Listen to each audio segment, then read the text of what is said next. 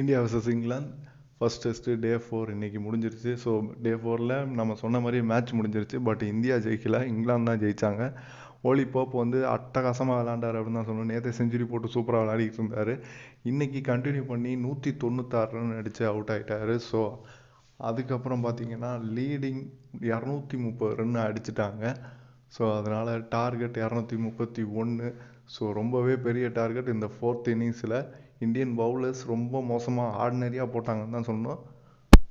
அதுக்கப்புறம் Indian batsmen இறங்கினாங்க. ஆரம்பத்துலேருந்தே சொதப்பல் தான். ஸோ ஃபுல்லாகவே வந்தோடனே ஜெய்ஸ்வால் 10 ரனில் அவுட் ஆகிட்டார். அதுக்கப்புறம் அந்த சுமன் கில் 2 பாலில் அவுட் ஆகிட்டு போயிட்டார். அவர் எதுக்கு தான் டெஸ்ட் மேட்ச்சில் அவர் இழுக்கிறான்னு தெரியல.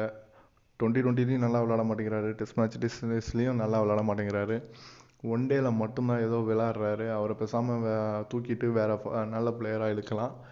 ஏன்னா ருத்ராஜ் கைக்வாட் இந்த மாதிரி நல்ல பிளேயர்ஸ், டச் பிளேயர்ஸ் இருக்காங்க. அவங்க தான் டெஸ்ட் மேட்சஸுக்கு ஹெல்ப்ஃபுல்லாக இருப்பாங்க, அந்த மாதிரி பிளேயர்ஸ். ஸோ இவர் இனிமேல் டெஸ்ட் மேட்சஸில் இருப்பாரான்னு தெரியல. அப்புறம் அடுத்தடுத்து வந்த பேட்ஸ்மேன் யாருமே நின்று விளாட்ல. கேஎல் ராகுல் கொஞ்ச நேரம் நின்று விளாண்டார். ரோஹித் சர்மாவும் அவுட் ஆகிட்டார். அதுக்கப்புறம் ஸ்ரேயாஸ் ஐயர் வந்தார், 13 ரன் அடித்தார், அவுட் ஆகிட்டார். ஜடேஜா ரன் அவுட் ஆகிட்டார். ஸோ நம்ம ஸ்பின்னர்ஸ் தான் மோசமாக போட்டிருக்காங்க, நம்ம பவுலர்ஸ் தான் மோசமாக போட்டிருக்காங்க. இங்கிலாந்து பவுலர்ஸ் ஹார்ட்லி செமையாக போட்டிருக்காரு. 7 விக்கெட் அவர் மட்டும்தான் எடுத்திருக்காரு. ஸோ ஒரு இந்தியன் கண்டிஷன்ஸில் ஃபாரின் ஸ்பின்னர் நல்லா போட்டு இந்தியன் பேட்ஸ்மேன் எல்லாம் அவுட் ஆகிருக்காங்க. ஆனால் இந்தியன் பேட்ஸ்மேனால் ஒரு இங்கிலாந்து பேட்ஸ்மேனை விக்கெட் எடுக்க முடியல.